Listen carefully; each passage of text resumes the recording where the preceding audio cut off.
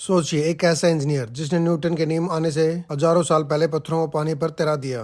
एक ऐसा वैज्ञानिक जिसने ऐसी गाइडेड मिसाइल बनाई जो दुश्मन को ढूंढकर मारती थी और फिर वापस अपने लॉन्च पैड पर लौट आती थी। और एक ऐसा आर्किटेक्ट जिसके बनाए शहर के सामने आज दुबई और बुर्ज खलीफा भी फीका लगता है। हम बात कर रहे हैं देवताओं के चीफ इंजीनियर, दुनिया के पहले वास्तुकार भगवान विश्वकर्मा की। आज की वीडियो में हम जानेंगे कि क्या सुदर्शन चक्र और पुष्प विमान सिर्फ कहानियां थी या वो एडवांस इंजीनियरिंग का नमूना थे जिसे आज का मॉडर्न साइंस भी समझ नहीं पा रहा है।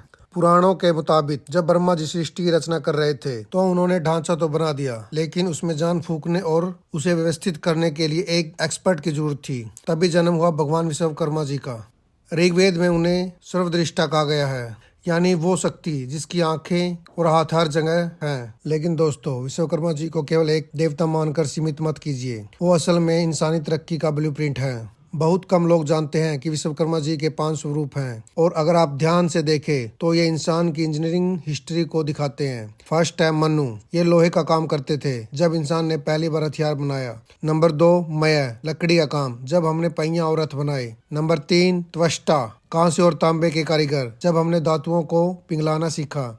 4 शिल्पी, पत्थर का काम जब हमने पिरामिड और मंदिर खड़े किए। 5 विश्वज्ञ, गोल्ड और एनर्जी जब हमने ऊर्जा का इस्तेमाल सीखा। यानी सुई से लेकर जहाज तक सब कुछ विश्वकर्मा जी के ज्ञान से ही निकला है। अब आते हैं सबसे चौंकाने वाले हिस्से पर। इनके बनाए हथियारों को आज की साइंस से जोड़कर देखिए। नंबर 1 सुदर्शन चक्कर और एआई। भगवान श्री कृष्ण का सुदर्शन चक्कर, क्या यह सिर्फ एक चक्कर था? नहीं, आज की भाषा में कहे तो यह एक एआई गाइडेड बूमरैंग ड्रोन था। इसमें सेंसर लगे थे जो भीड़ में भी सिर्फ पापी को टारगेट करते थे और काम खत्म करके वापस भगवान की उंगली पर लौट आते थे। नंबर 2 पुष्प विमान और माइंड कंट्रोल। रावण का पुष्प विमान मन की गति से चलता था। आज एलोन मस्क की कंपनी न्यूरालिंक इसी टेक्नोलॉजी पर काम कर रही है, दिमाग से मशीन को कंट्रोल करना। सोचिए, त्रेता युग में ये तकनीक पहले से मौजूद थी। नंबर 3 बजर और नैनो टेक्नोलॉजी। इंद्र का बजर हड्डियों से बना था। एक हड्डी पहाड़ को कैसे तोड़ सकती है? वैज्ञानिक नजरिए से देखे तो उन्होंने हड्डियों के कैल्शियम को कार्बन नैनो ट्यूब्स में बदला होगा, जो आज स्टील से 200 गुना ज्यादा मजबूत माना जाता है। अगर आपको अभी यकीन नहीं है तो महाराष्ट्र के कैलाश मंदिर को देखिए। इसे ईंट जोड़कर नहीं बल्कि एक पूरे पहाड़ को ऊपर से नीचे काटकर बनाया गया है। 4 लाख टन पत्थर बाहर निकाला गया, लेकिन वो पत्थर गया कहाँ? उसका मलबा आज तक नहीं मिला। क्या उनके पास लेजर कटिंग मशीनें थी?